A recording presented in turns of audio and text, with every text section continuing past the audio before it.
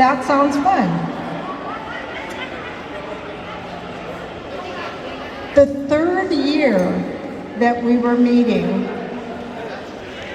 let me show you a picture of the Mammo Buddies. This was us in our beautiful hospital smocks getting our mammograms. There were 3 of us. 3 years later, here we are doing Pinky Pledge.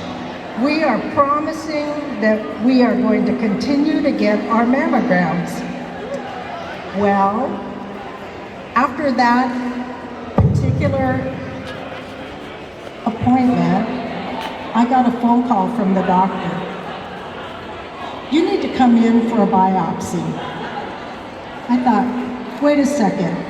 17 years I went without a mammogram.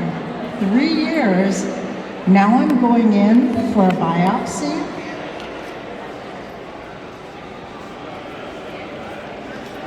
My next appointment, they told me that I needed to go and see the doctor. My kids heard about it and they said, Mom, Dad needs to go with you. And I said, no, it's okay, I can go by myself. I'm really glad he went with me because it was at that appointment they told me I had breast cancer. We were both so shocked. How did that happen so fast? Literally in 1 year, the cancer had grown, and it had grown fast. As a volunteer with the American Cancer Society for over 22 years, I worked with patient after patient after patient, and I trained the volunteers that went out to do the classes for these patients. I never thought that I would become one of those statistics. 1 in 8 women in their lifetime will be diagnosed with cancer.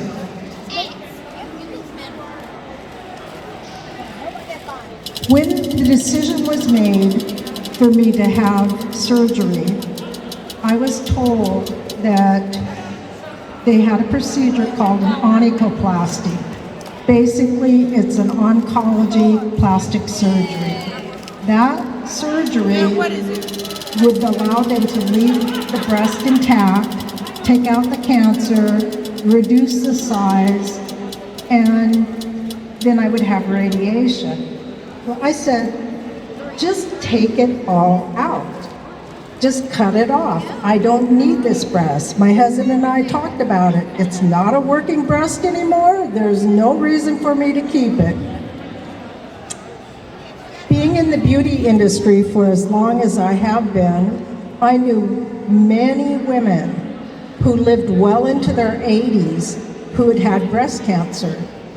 They didn't have reconstruction. They simply had it cut off. My mother, unfortunately, had cancer and she waited too long before she went in for any type of treatment, so she wasn't able to have surgery. And unfortunately, she died from complications that came from her cancer.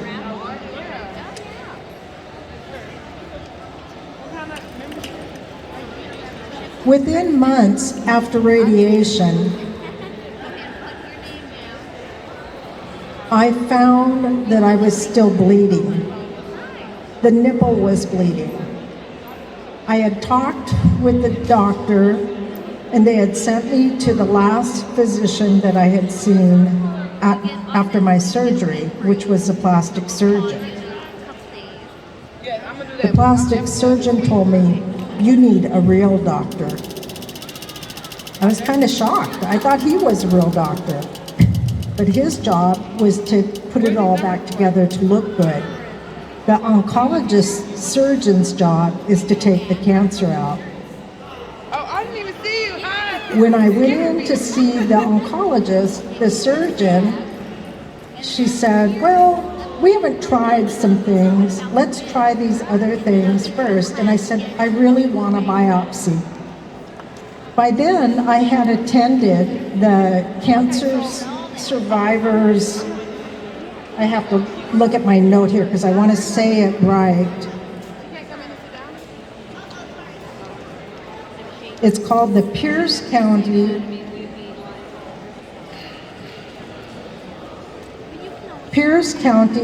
Cancer Survivorship Conference, where I was introduced to the book, The Silver Lining, a supportive, insightful guide to breast cancer by Holly Jacobs.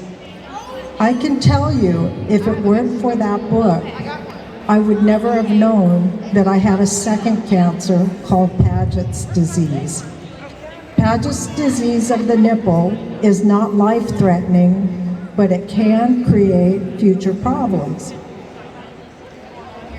My doctor said, well, this is the first time I've laid eyes on this. Let's try another tactic. I went back again. I said, it's still bleeding. I want a biopsy. Okay, if you want a biopsy, we'll do a biopsy. I went back, and she said to me, well, I guess you were right. You have the rare form of Paget's disease of the nipple. At that point, I went in and had the full mastectomy that I wanted from the beginning. Now, if I were 40 years old, or if I were younger, maybe even in my 50s, I might have wanted to do reconstruction. But because I was 60 years old by then, I knew that I was not going, I'm a wimp, I don't like pain. I knew it would be painful to have reconstruction, so I said no. I'm here today because of 3 things, and this is what I want to leave you with.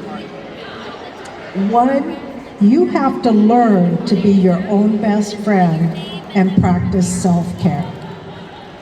2, you have to partner with your medical professional and speak candidly and frankly about your care. Remember, they are the professional, but they can't do it without you.